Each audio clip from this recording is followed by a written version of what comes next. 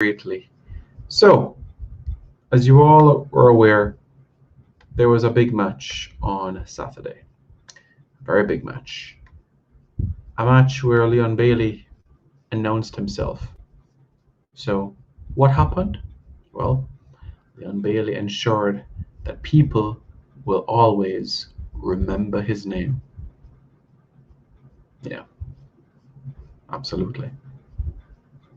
He ensured that his name will be sung all across the West Midlands as Aston Villa got the better of Everton 3-0 in the Premier League. Bailey come on 20th minute, assist, goal, came off the 81st minute. Can you imagine that? What an impact you had on your home debut, your Premier League home debut. Amazing, amazing. Aston Villa's next game in the Premier League is against Manchester United at Old Trafford, the club that Leon Bailey grew up supporting, the club that Leon Bailey grew up admiring, the club that Leon Bailey supports.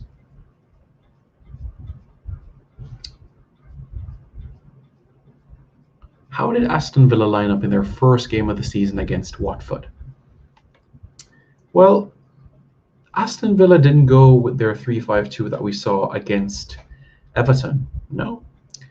Aston Villa went with their 4-2-3-1. They had Targett left back, Matty Cash right back, Tyrone Mings and Konza at central defence, Nakamba and McGinn holding in a sense, Ashley Young, Buendia, El Ghazi behind Danny Ings. But in came Ollie Watkins, in came Axel Tuanzebe, and there was, you could say, a change in the shift. Yeah, a shift in the formation. From that 4-2-3-1 to now a 3-5-2. More bodies centrally, making life difficult for the opposition in that area. It's quite congested now because at central defence now, Aston Villa have Tyrone Mings, Axel Tuanzebe, and Konsa. They have a menacing right back in Matty Cash and a hard-working Targett at left back who is an FPL gem for many, many people. Yep. That's the reality of the situation, hands down. So, with all of that being said, what lied in front of the back five, you could say? Louise, McGinn, yeah, Danny Ings and Watkins. Is Leon Bailey ready? Is Leon Bailey ready for his first start in the Premier League at Old Trafford? How would it line up? How would things look? Let's have a look, shall we? Let's have a look to see how things could pan out.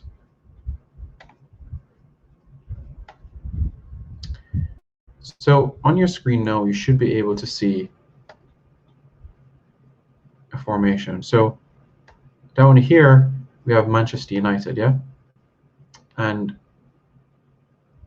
I think they'll stick with that 4-2-3-1 system with David De Gea in net, Raphael Varane and Harry Maguire at central defence, Luke Shaw left back, right back Aaron Wan-Bissaka, McTominay and Fred as the holding midfielders, industrious players, Bruno Fernandes, Paul Pogba, Mason Greenwood behind our kid Ronnie Cristiano Ronaldo. This is how I expect Manchester United to line up on the weekend. And I know we're still another 5 days to go before that time. However, I fully expect Manchester United to line up like this, and this is how I expect Aston Villa to line up. Martinez in net, Matty Cash right back, Targett left back, Tyrone Mings, Axel Tuanzebe, Konza, Douglas Luiz, John McGinn, Leon Bailey, Danny Ings, and Ollie Watkins. Expect Louise to be drifting over here. Leon Bailey will be on the left. That's what I expect from him. So, what sort of challenges present itself? Well, when Leon Bailey's in possession, when he comes bursting down the wing, he knows that in front of him is going to be a man by the name of Aaron Wan-Bissaka, who is not afraid to put a foot in, not afraid at all. Aaron Wan-Bissaka, one of the most successful tacklers in the Premier League. We saw that red card against Young Boys, yes, but we can fully expect Aaron Wan-Bissaka to really get tight on Leon Bailey. So Leon Bailey has an option. He can either drift centrally to avoid the threat of Aaron Wan-Bissaka, because he knows Aaron Wan-Bissaka will be on him literally close. He can either drift centrally, or he can take Aaron Wan-Bissaka on, and before Wan-Bissaka closes him down, he can decide to put a diagonal ball into Danny Ings or Ollie Watkins, because they'll occupy these sorts of areas. John McGinn always comes with a late run as well. Yes, the likes of Maguire, Varane, both men well over 6 feet tall, should be able to deal with the aerial threats. But if they're unable to clear anything, Danny Ings, Watkins, they'll take scraps and mop it up. Foxes in the boxes and give pressure towards David De Gea. The other option that I made mention of was, instead of bombing down on this left-hand side and facing the pressure of Aaron Wan-Bissaka, Leon Bailey could drift centrally. And this would mean he would take on Harry Maguire, who, yes, one of the best defenders in the league, but he's not necessarily the quickest. Bailey has a lot of pace, doesn't he? And Leon Bailey has the ability to put the ball one way and go the other way around Maguire, have Ings, have Watkins in support, and take on David De Gea and score. I could genuinely see this being a possibility. The question is, will he drift centrally? Because that would be my first instinct. If he can drift centrally, then I think he'll have lots and lots of chances. But if he comes down this wing and takes on Wan-Bissaka,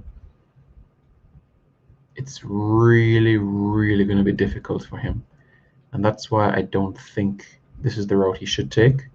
It's good to mix it up every now and again, but something that should be considered. What a day Leon Bailey is going to play up against his hero, Cristiano Ronaldo. That will be some game. Genuinely, I'm looking forward to it. I really am. And I can't wait for the game, because Leon Bailey is going to be at Old Trafford in front of 70,000 people. Yes, he's been to Signal Iduna Park at Borussia Dortmund. Yes, he's been to the Allianz Arena, but this is Old Trafford. This is the theatre of dreams. This is Manchester United, one of the biggest football clubs in the world. Millions of eyes are going to be on him. Millions. And I can't wait. Can you? Reggae Boys fans, let me know your thoughts in the comments below. Are you looking forward to the game? Where should Leon Bailey play? Let me know your thoughts in the comments below. And don't forget to subscribe to Reggae Boys Commentary.